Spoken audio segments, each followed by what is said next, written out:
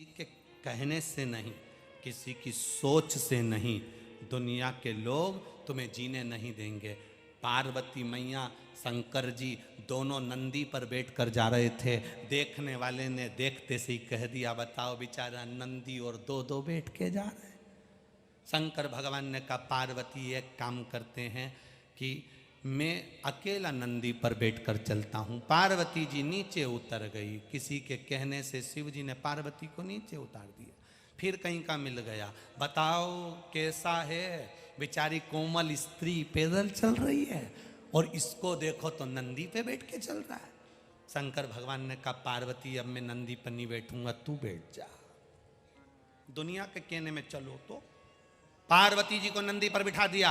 थोड़ी दूर आगे चले, फिर कहीं का मिल गया, देखो तो जोरू के गुलाम को देखो जरा, पत्नी को नंदी पर बिठा दिया, खुद पैदल चल रहा है। अब तो पार्वती जी भी नीचे उतर गई, नंदी खाली जा रहा था। फिर कहीं का मिल गया, कैसे पगले हैं, इतना अच्छा नंदी है तो बैठ के क्यों नहीं जाते हैं। यह दुनिया है, जीने नहीं देगी। शिव जी ने पार्वती जी से कह दिया, अपनी जिंदगी को खुश होकर जीना, अपने आनंद को खुश होकर जीना, किसी के कहने पर मत जीना। अच्छा लगे, तुम्हें अच्छा लगे कि मुझे शिव पुराण में जाना है, मेरी मर्जी से जा रही हूं, मैं किसी के कहने पर नहीं। मेरा मन कर रहा है शिव पुराण में जाना, मेरा मन कर रहा है भगवत भजन करना, मेरा मन कर रहा है शिव मंदिर जाना है। अपने पति से वो कहो, सुनो शंकर के मंदिर जाया करो, एक लोटा जल चढ़ाया करो। बच्चों से कहो शिव मंदिर जाया करो, एक लोटा जल चढ़ाया करो, एक लोटा जल। सारी समस्या का हल एक लोटा जल। बोल बम का नारा है, बाबा के सहारे एक लोटा जल चढ़ाया करो। कुछ मिले ना मिले, उसकी भक्ति तो मिलेगी ना हमको, बहुत है भक्ति।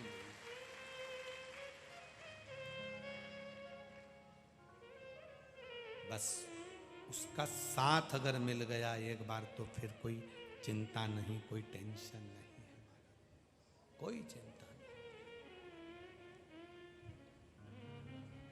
भक्ति का बल। और आंखों में आंसू भर कर रोई थी। तब माँ ने पूछ लिया था, मीरा क्यों रो रही हो। मीराबाई ने कहा था, माँ मेरे रोने का कारण केवल इतना है, सामने घोड़ी पर चढ़कर दूल्हा जा रहा है, डोली में बैठकर दुल्हन जा रही है। तो मीरा तू क्यों रो रही है। मीरा 5 वर्ष की मीराबाई कहती हैं, ये दूल्हा है, डोली में दुल्हन है, मैं दुल्हन हूं तो मेरा दूल्हा कहां है। तो माँ ने एक लकड़ी की भगवान कृष्ण की मूर्ति मीराबाई के हाथ में दे दी थी और कहा, ये तेरा दूल्हा है, ये तेरा पति है। मीरा ने उस दिन भगवान कृष्ण को अपना पति मान लिया था और दिन रात सेवा में लीन रहती थी। इतनी लीन मीराबाई, इतनी लीन हो गई, इतनी लीन हो गई कि जहर का प्याला भेजा, अमृत हो गया। सांप का पिटारा भेजा, फूल की माला बन गई। सिंह के सामने ले जाकर खड़ा कर दिया, सिंह देखकर चले गया। खोलते अग्नि, तेल, बावड़ी, कुएं, तालाब सारे प्रयोग करे गए, पर मीरा के प्राण नहीं गए, क्योंकि मीरा भगवान कृष्ण से लगन लगाकर बैठ गई।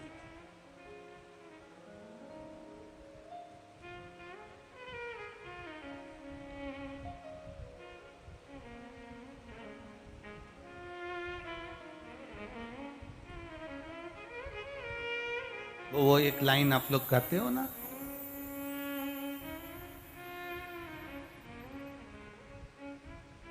मंदिर जाती मीरा ने, अरे मंदिर जाती मीरा ने, सांवरिया मिल गयो रे, शाम कई जादू कर गयो, सांवरो जादू कर गयो। आप लोग गुनगुनाते रहते हो। मंदिर जाती मीरा ने, अरे मंदिर जाती मीरा ने सांवरियो मिल गयो रे। श्याम कहीं जादू कर गयो रे। श्याम कहीं जादू कर गयो रे। श्याम कहीं जादू कर गयो रे।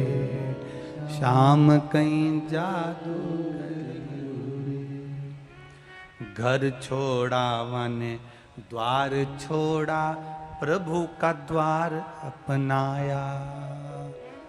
घर छोड़ा वने द्वार छोड़ा, प्रभु का द्वार अपनाया। जादू कर गयो रे सांवरा, जादू कर गयो रे। श्याम कहीं जादू कर गयो रे। जादू कर गयो रे। हृदय चित्त मीरा का परमात्मा में रम गया और परमात्मा ने मीरा को साधा।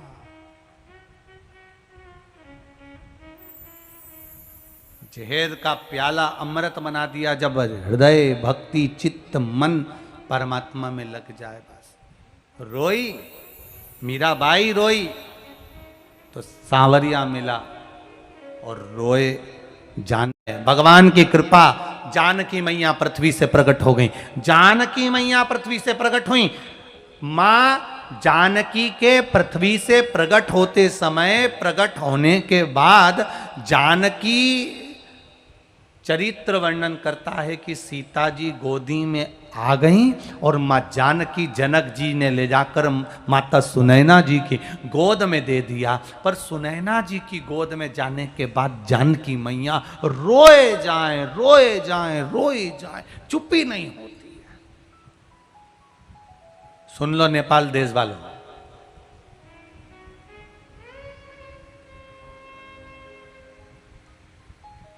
आपके नेपाल देश में शंकर जी को निमंत्रण देने वाली है मां जानकी, माता सीता, जो शिव जी को बुला रही है। रो रही है मां जानकी। जिस दिन से पृथ्वी से प्रगटी है मां जानकी, इस जनकपुर में, इस नेपाल देश के अंतर्गत मां जानकी का जब जन्म हुआ, एक पिटारी में से जब प्रकट हो गई, हल चलाते समय जनक जी को प्राप्त हो गई, रोए जाए, रो रहे।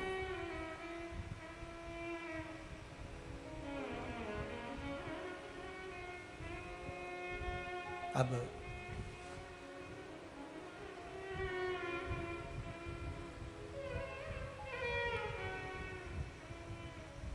बहुत चरित्र पर ध्यान देना।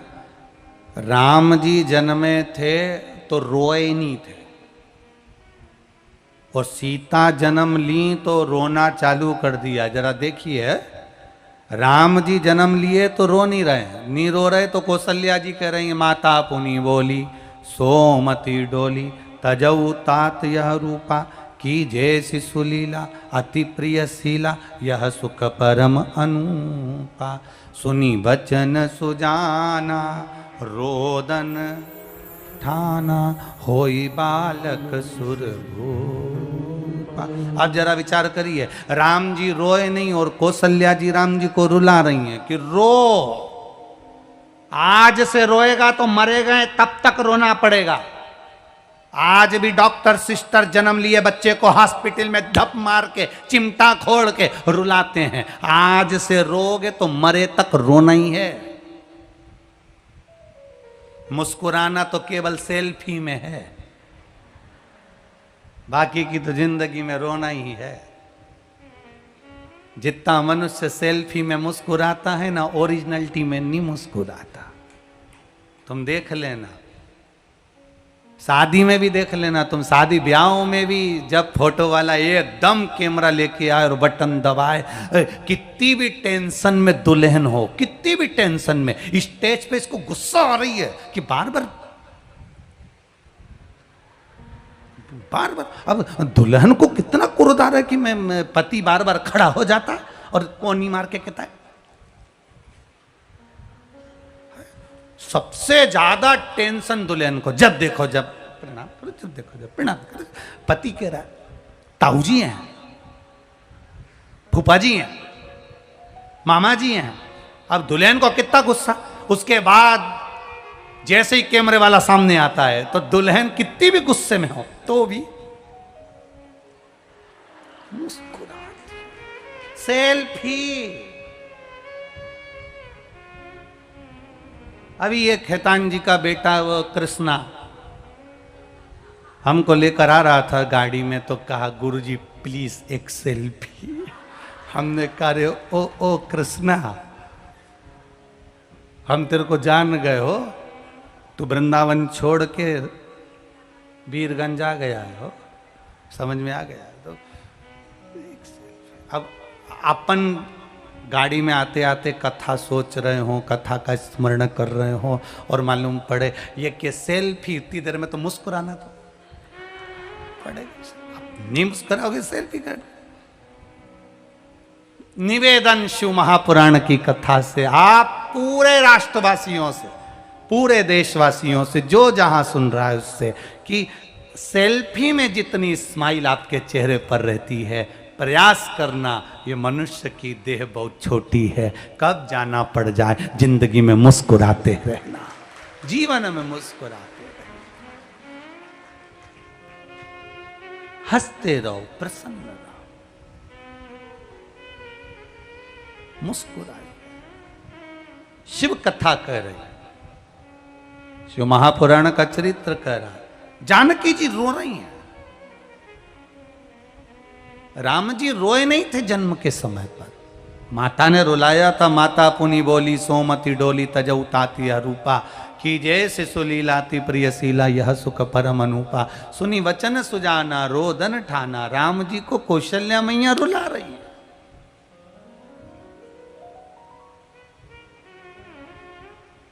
रुला रही, और जानकी जी को सुनैना जी चुप करा रही हैं, चुप हो जा। लाली गोदी में लाली को लिया है, जानकी जी को लिया है, खिला रहे, चुप नहीं हो रही।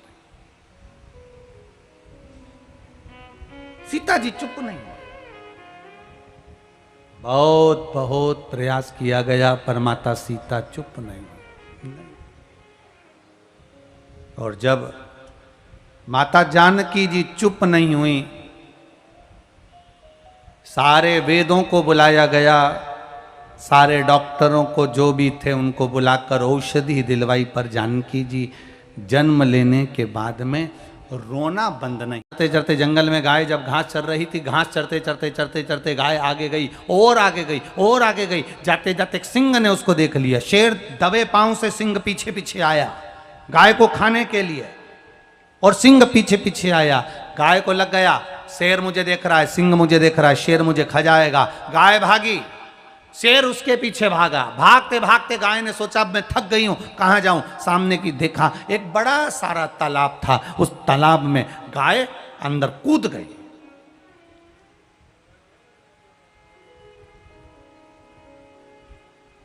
तालाब में पानी कम था, कीचड़ ज्यादा था।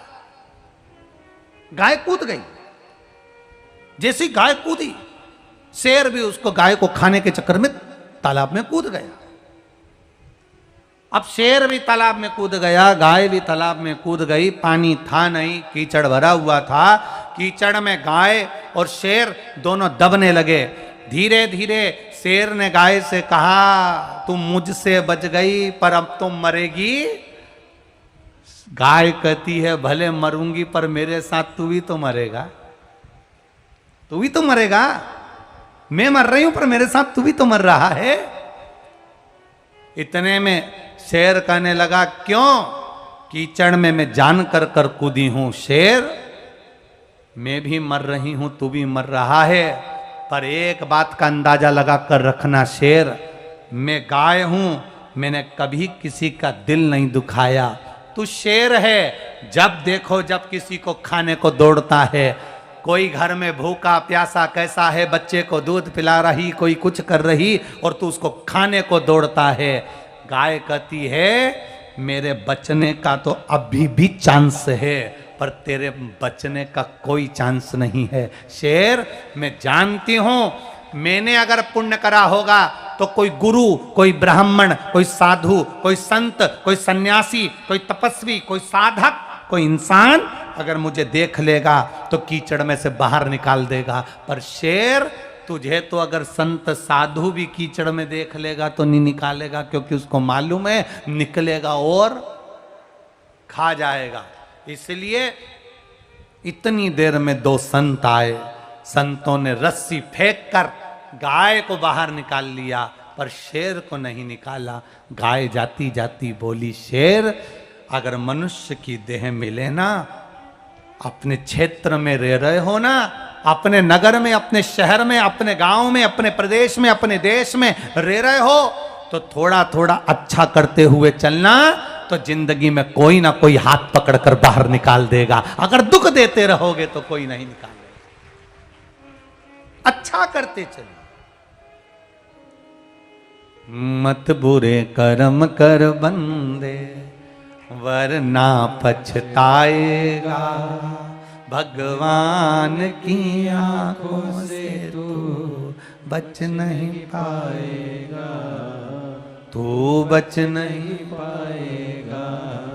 अरे ओ अज्ञानी, मत करना दानी, तेरे कर्म का फल भी तू ही पाएगा। जैसा किया तूने तेरे आगे आएगा। मत बुरे कर्म कर बंदे, वरना पछताएगा। भगवान की आंखों से तू बच नहीं पाएगा, तू बच नहीं पाएगा। सीधी सीधी भाषा में बोल दें तो तेरा क्या होगा कालिया? होगा क्या? आप जैसा कर्म करोगे वैसा आपको भोगना है। गाय को बचाने वाला कोई है? आप सत्कर्म करते रहो, भजन करते रहो, कीर्तन करते रहो, अपने परिवार को चलाओ, मना नहीं, परिवार को पालो, मना नहीं, परिवार को संभालो, मना नहीं, पर अच्छे कर्म करते करते संभाल, अच्छे कर्म करते करते चलो। अच्छों को जाना था, उसका फल ये मिला कि सुनैना जी के यहाँ संतान का सुख भूमि से प्राप्त हो गया। भगवान देता जरूर है। एक बात अपने भीतर उतार कर रखना, भगवान जब देता है तो छप्पर फाड़ कर देता है, और भगवान जब लेता है तो तन के कपड़े भी फाड़ लेता है। देता भी बड़ा खुश होकर है और लेता भी बड़ा जोर का है।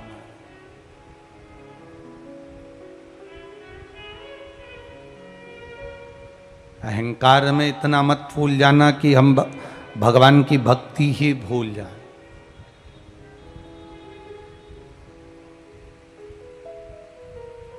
करो, घर संभालो, मना नहीं, परिवार संभालो, मना नहीं, कुटुंब संभालो, मना नहीं, आपका पूरा घर, दुकान, व्यापार, व्यवसाय, परिवार सब कुछ संभालो। पर भगवान से यह भी प्रार्थना करना, जैसे आज खेतान परिवार पर भोलेनाथ जी आपने कृपा करी है, ऐसी कृपा हम पर भी करना कि हम भी अपनी 71 पीढ़ी को एक बार पार उतार सकें। ऐसी करुणा आप हमारे ऊपर, ऐसी दया आप हमारे ऊपर करना कि हम भी जीवन में एक बार तो शिव महापुराण की कथा का रसतत्व ग्रहण कर सके।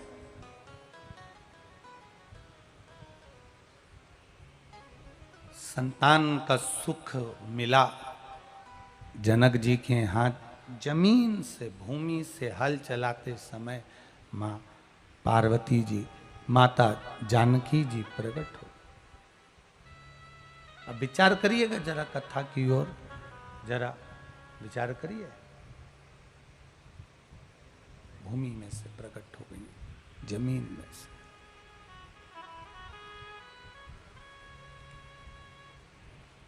लेकर आए।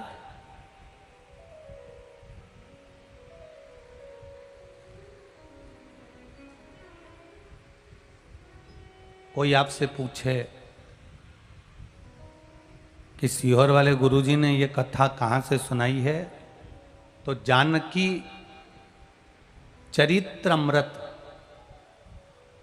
पृष्ठ संख्या 39, 40, 41, 42, 43, 44 और 45, जिसमें वर्णन किया गया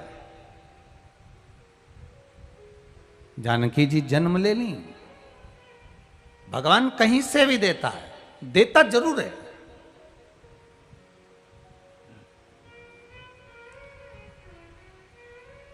कहीं से भी पूर्ति करेगा, करेगा जरूर।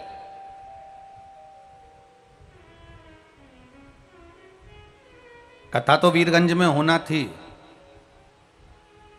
नेपाल देश की इस धरा पर होना थी, पर खेतान परिवार को अगर देवाधिदेव महादेव ने चुना है तो कहीं आपके जो पूर्वज हैं ना खेतान जी, इनका आशीर्वाद आप लोगों पर होगा, सारे भाइयों पर होगा, इसलिए बाबा ने ये भूमि पर वीरगंज की धरा पर ये शिव महापुराण की कथा करवा दी। कहीं पुण्य होते हैं तब वो पुण्य प्रबल होते हैं, और कभी कभी ऐसा योग बन जाता है कि कथा सारा जम जाए, कथा सारी होने लगे तो कथा नहीं हो पाती। अभी हमारे यहाँ भारत के जबलपुर क्षेत्र में कथा होना थी खेतान जी, 1 तारीख से कथा थी, 1 जून से, पर परमिशन नहीं मिली, वो कथा कैंसिल हुई। अब जहां योग संजोग बाबा बनाएगा वहां वो कथा हो।